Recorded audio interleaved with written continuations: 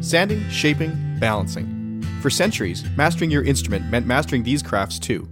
But now, D'Addario is refining craftsmanship for the 21st century by refining their reeds and mouthpieces with the world's most innovative techniques, so you can spend less time sanding, shaping, and balancing, and more time perfecting your own craft. To learn more about the new era of craftsmanship from D'Addario Woodwinds, visit d'addario.com/woodwinds. Please enjoy the free content. But if you're in any sort of position where you buy a cup of coffee every morning and you don't really have to think about it, then maybe treat Clarinet like a cup of coffee once a month. And if 100 people did that, it would be totally sustainable.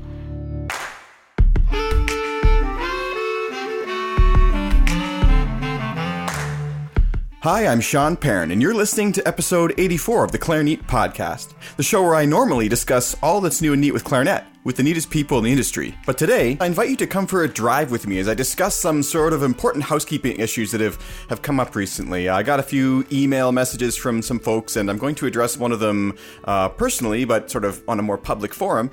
And if this is your first episode, probably turn back, probably check out something else. There's a heck of a lot more interesting stuff out there. But if you're a diehard fan, then you want to understand the direction of the podcast and sort of what's been going on in the last few months, like where I've been, then have a listen. You might have some of these same concerns or questions yourself. As always, you can find show notes for all Clarinet episodes at www.clarinet.com, and this one can be found at clarinet.com/84. That's the number 84.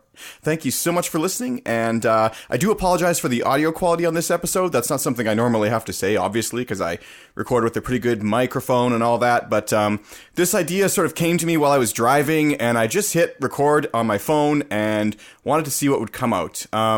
Although the audio quality is obviously not the best for the first little bit anyways, before I get to my garage, I just felt that what I said was good enough, and I didn't want to come home and re-record the whole thing and make it sound really scripted. So here's just coming for a drive with Sean and talking about what's going on with the podcast. So hop on in, fasten your seatbelts, and let's go for a drive.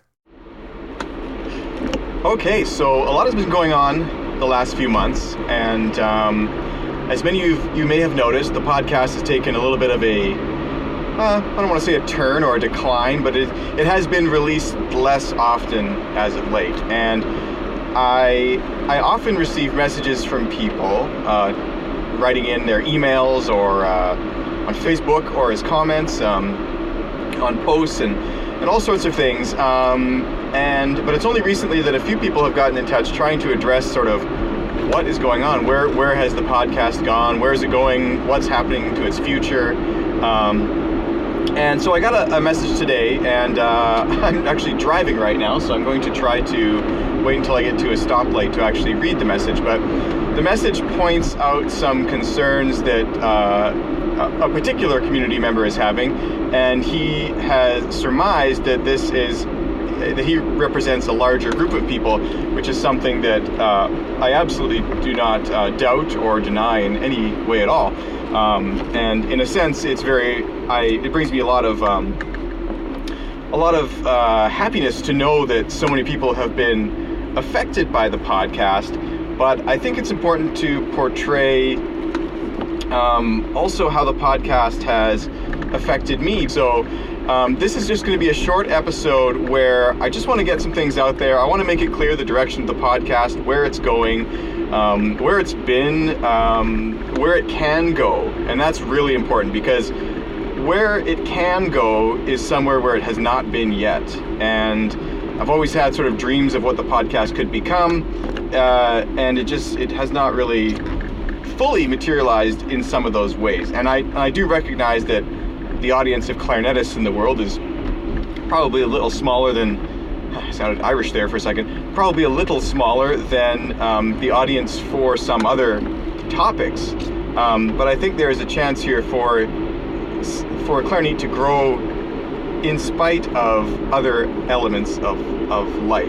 So as a listener, if you do have any feedback in any regard for anything, I really would appreciate, just get in touch at feedback@clarinet.com, even just to say hi. You'd be surprised how motivating it is to receive a message, even just to say hello when you're doing something like podcasting.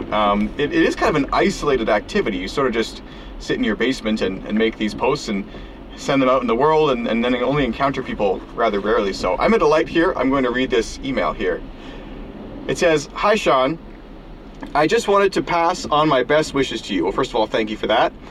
"We all, I believe I speak for many, understand that a man must live and work and make money.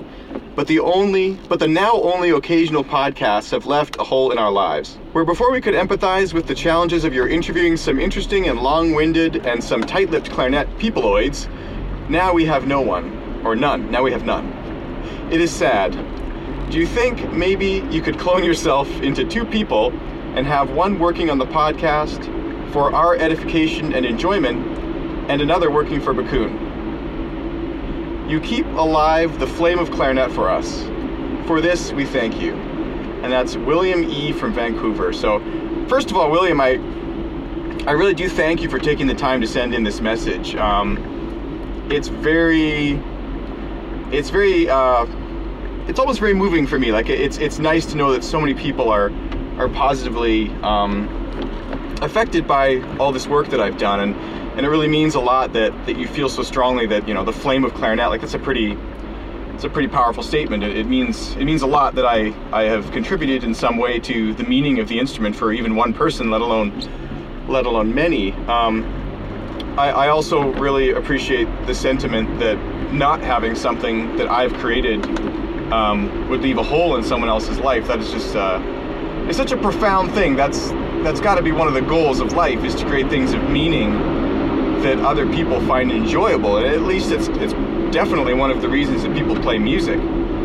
I know that a lot of people perform and interpret and enjoy music for themselves, but really music is a social art. It might be the only art that is social in the way that it is. In fact, it probably is.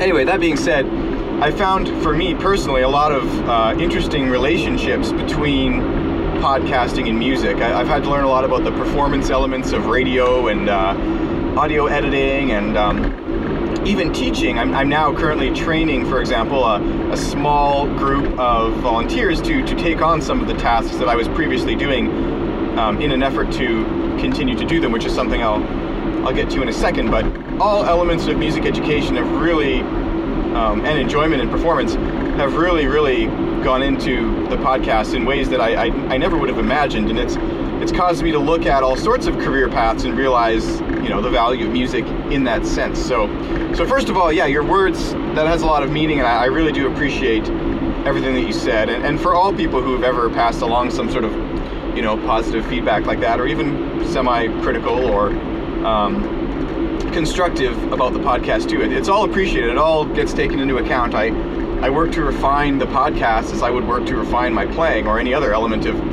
artistic creation. So I guess it means a lot that it is interpreted that way. And but the other side of this reality, well, first of all, let me keep going on the positives here. So I've gotten to meet some absolutely wonderful people, not just new friends and colleagues, you know, such as Eric Salazar and Garrett Hope, who runs another podcast. I mean, we connect online almost on a weekly basis and talk about, you know, issues that come up with podcasting and how to make our podcast better, and what we've learned and can learn from one another. And we've met in person at various events.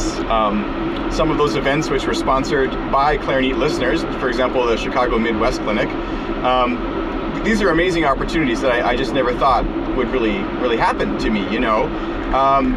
Other elements of positivity obviously include meeting some of my idols like Michael Lowenstern, and, you know, talking to all the fantastic artists that I now feel I have, you know, even a very small sort of relationship with, and I feel that a lot of people maybe have been kind of let in on what it's like to interact with some of these great people, and that's really excellent. I also feel proud of capturing some conversations which I just don't know would have otherwise happened. For example, Harry Sparnai. I mean, there is some interviews with him. There's not a lot though, and I really wish there was more of some of these people, especially those of whom have passed, or, you know, we all will someday. I mean, it's just great to have recorded these things and have them sort of on the record and to look back on.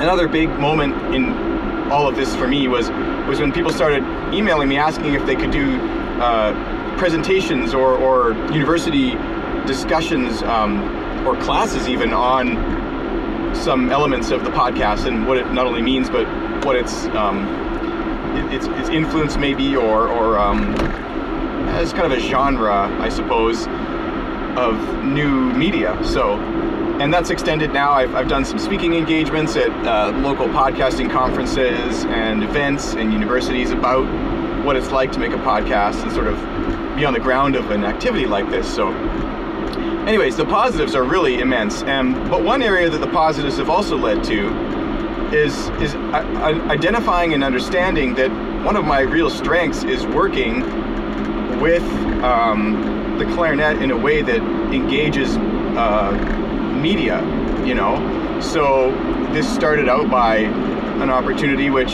started with D'Addario, which I was really excited about helping them with their social media. This has extended now, not directly, but indirectly, to a lot of what I do with this new job at Bakun. So with Bakun, my role is full-time. There's no doubt about that. But I think it's important I address one element of this email, and that is it seems that the interpretation here specifically, and maybe in more broad terms, is that one reason that clarinet has kind of fallen off is because of getting a full-time job.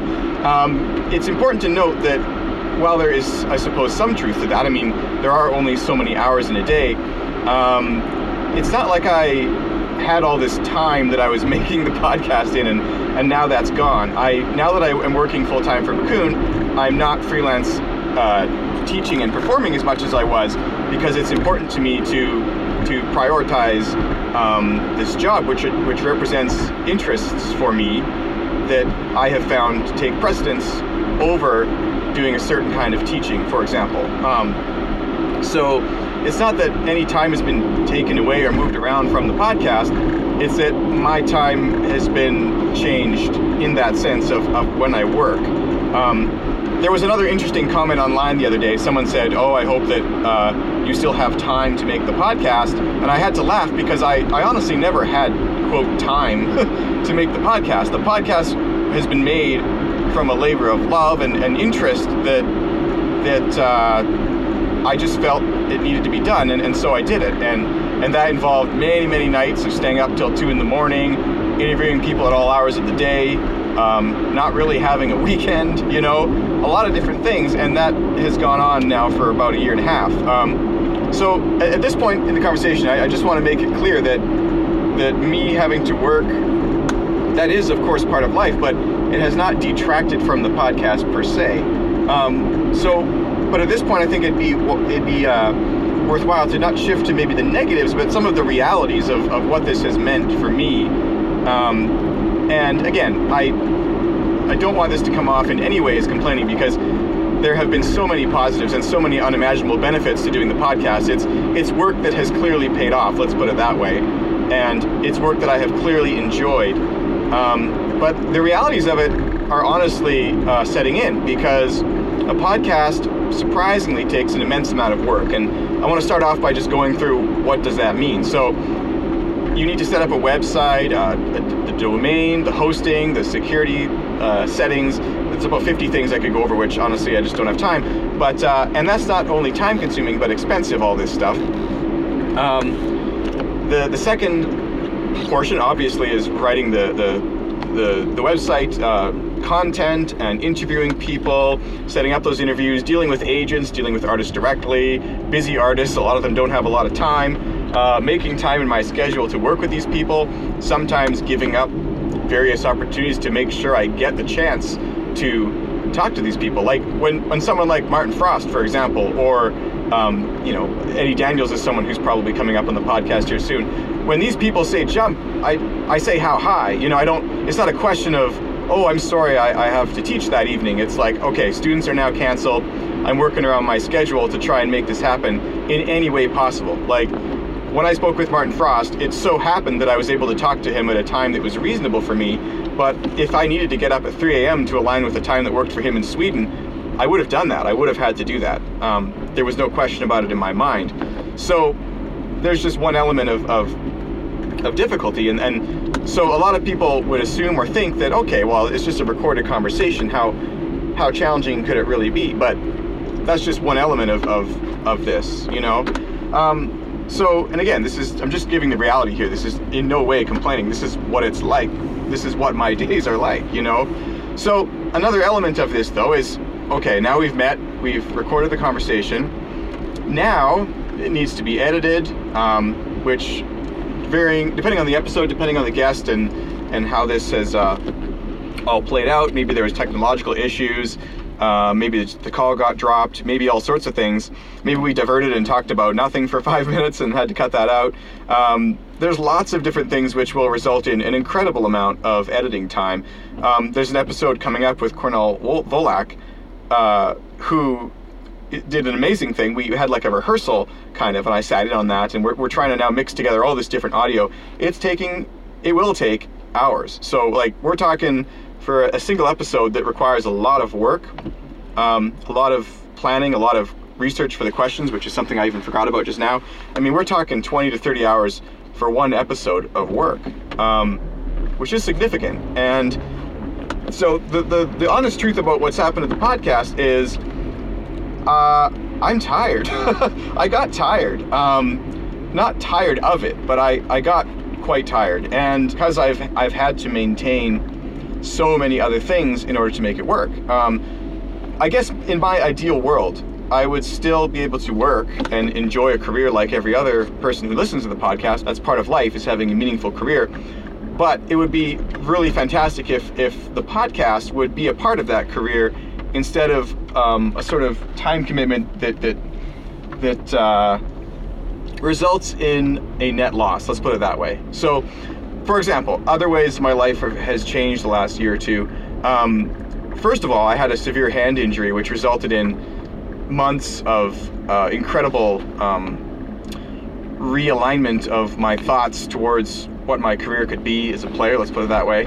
It turns out that most of it is gotten fixed. I could put it that way. It's not quite the right word. Healed, I guess. Also, coming up in the spring here, my wife and I are expecting our first child, so I've really had to consider, like, what will it mean to not have those 20 or 30 hours a week that I've been spending on the podcast. And originally, I felt that maybe what I needed to do was financial support. So this is why, for example, there's Patreon. This is why there's Amazon affiliate links. This is why there's a little bit of advertising. This is why I accept direct donations on the website. This is why I sell t-shirts. It's not about some sort of, I don't want to call it greed. It's not about just trying to make I'm actually in my garage now. I'm just going to park the car here and keep talking for a minute while I finish this up. It's not about any of those things, but it is about trying to make it work. And by make it work, there's hundreds of dollars of expenses every month that go into this thing, and not to mention the time. So an element of what would make it work from my perspective, and I understand my perspective is not everyone else's perspective, but if people feel like this is a show or this is content that would leave a meaningful hole in their life, or that not having it would be a detriment, I would just really appreciate some sort of direct support. Now, that doesn't have to be directly financial. It doesn't have to be a lot. I'm talking like $1 a month from a lot of listeners would completely change the way I could look at the podcast. Instead of, for example, teaching for a night, I could, in good conscience, sit down and edit the podcast without feeling like, or work on the podcast, without feeling like I was taking something away from some other thing, whether that be my family or some sort of other financial benefit that might, be occurring at that time. And I think that that's just the reality of what it means to work and create something. And I think that partially I got tired because I'd spent so much time over the last year and a half doing this. And partly I got tired because I got tired of trying to make it sustainable. And it's not that it is not sustainable. I mean, we're now at a point, it's one of the only podcasts, I would say, that is covering its costs. But I would just like to take it to that next level. And just for reasons of sensibility, from my perspective. And so the other thing is, I realized also I've gotten tired because of the time commitment. So one idea I had from another podcaster who has a very successful podcast, I won't name him here because I don't know if he wants me to share the details of this, but anyways, his idea was, hey, it's maybe not financial backing that you need, maybe you need more time, and you can't make time. So why not reach out into the community of listeners and see if there's anyone who would help you or be willing or be thrilled to help you with the production. And I thought that was a fantastic idea because, for example, I listen a lot to something like the Sam Harris podcast, and if I could even have a slight hand in making that possible, I would love to. And so I reached out, and amazingly, so overwhelming support. I think I had 7 or 8 applications, and I'm trying to now find ways to integrate people's skills and turn this kind of into a team effort and alleviate some of the time. So now instead of one person involving 25 hours or 30 hours a week, we have 7 people, 6 of whom are putting in an hour or 2, and then I can only put in 12, and it's just been amazing. But again, long term, I want to recognize that I would be very, very happy and very, very satisfied to be able to offer these people an honorarium or payment for their services. I feel like if there is enough value in this show and in this concept that people in the community feel, like I said, that something is missing, if it's not there, then it's just really worth considering what is it worth? Is it worth $1 maybe a month to you? Is it worth buying a t-shirt? Is it worth telling a friend about it? Or is it not? And if it's not, then I just don't know that it will continue forever. And that's not a negative statement. It's just a realization. It's been a lot of work. It's been a lot of fun, but there's times to reflect back and decide to continue down one path, or to change that path a little bit, or to find a new path. And I would be very happy to continue the Clarinet path that it's on, but I would prefer it to be a new path, not where it's been, but somewhere that it could go. I think it has been a lot of great places. I think it could go a lot of more interesting places. And I would rather go those interesting places, such as, recording in a studio with a guest across the country, like I had the chance to do with Marianne Lakai. That was just awesome. The in-person element of that conversation I think took it to a new level. Really great. It could also go the direction of having those who are helping produce it be paid. I think that's an important element. As musicians, we forget about that sometimes, but it's the truth. And, I just want to make clear, too, that, I'm not appealing for financial support for anything that I don't want anyone to feel uncomfortable, first of all. Like, if you really don't have $1 a month or $5 a month or whatever you would feel justifiable to help support the ongoing production of the podcast, then by all means, I do not want any person to go into debt or feel guilty or not buy their child something because they're listening to Clarinet. Like, please enjoy the free content. But if you're in any sort of position where you buy a cup of coffee every morning and you don't really have to think about it, then maybe treat Clarinet like a cup of coffee once a month. And if 100 people did that, it would be totally sustainable, and it would bring me the greatest of pleasure to make this sort of content going forward. So, long story short, I guess Clarinet, it's not that it's a business, but there are a certain level of expenses and time commitment that need to at least justify the means long term.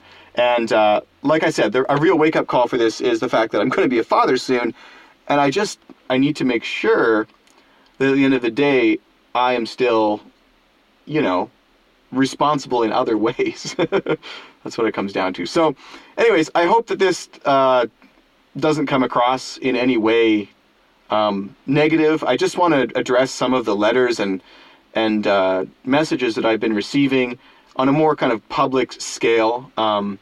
I really do thank everyone for their support. It's been an amazing journey so far.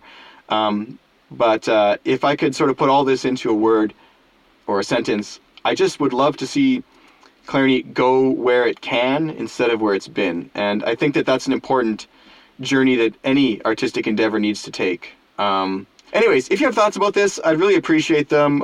If you feel like there's another way I could be looking at this is kind of a new path for media. Podcasting is a very new genre. It's an interesting new media. I love podcasting. I listen to a lot of podcasts. Every time I'm in the car, I'm listening to podcasts. When I'm working at my desk, often I'm listening to podcasts. It's an important part of my life. And behind the scenes, yes, I do. If I'm really enjoying a show, I absolutely contribute a little bit on their Patreon if I feel that I can. And it's justifiable. Just before I go, I just want to touch on what Patreon is and why it offers a benefit to you as a listener. So first of all, it gives you a unique feed that you can install into iTunes now, and that will give you access to the ad-free early episodes that are also presented in better audio quality than the regular iTunes feed. Now, you can't just search this up and subscribe. You have to join Patreon starting at $1, and then it can go up from there as much as you really feel. But I didn't want to exclude anyone based on their level of financial support. I think that even someone who is very limited financially could still, if they want to, listen at $1 a month to some of the bonus stuff and the ad-free versions and all that if they would like to. So the other thing that's offered on there is I'm doing the upcoming guests. So if there's a new guest coming up, I post in there, and then people can submit their questions to that guest, and I'll try to include those as much as possible going forward. And once we hit 40 subscribers, sponsors, patrons, whatever you call them, I will start doing Ask Me Anything episodes, which I haven't decided if those will air exclusively in the Patreon community, or if the Patreon people will get to submit questions and then I'll try and address them, which is another popular thing with other podcasts I listen to. So, and yeah, I'm open to ideas. If there's anything else that would be kind of cool for backers and supporters to get, I'm definitely open to discussion about that. So, another thing that's in there is I tried to host a couple live events, but there's just so few people in there right now that they weren't that successful. So I think I'll wait until if there are ever more, at the point where it would actually be fruitful to meet and have a discussion. For example, I'm thinking of starting a book club on Clarinet with Brett Newton, who is my research assistant now, done a great job with that. But he and I were going to discuss some books from the book club, or I would maybe chat with the author if they were still alive or something like that. Just make things more interesting. But I'd love to have guests tune in and, on the Patreon page, and maybe we could get together and discuss and maybe air that as part of that conversation. So, yeah, thank you so much for listening. Thank you for listening in general, and thank you for all the support in the community around the world. It blows my mind that this is listened to in so many places by so many people. I'm always encountering people who recognize me for this effort. It's at first it's a little weird, but you get used to it, and I feel like I almost have like a friend everywhere I go in the clarinet community, which is really amazing. So, again, I don't want this to be interpreted the wrong way, but I did want to address specifically William's message here. Thank you again so much, William, for sending that in. But more broadly, I think a lot of people are having this question, and I just want to address it here. So.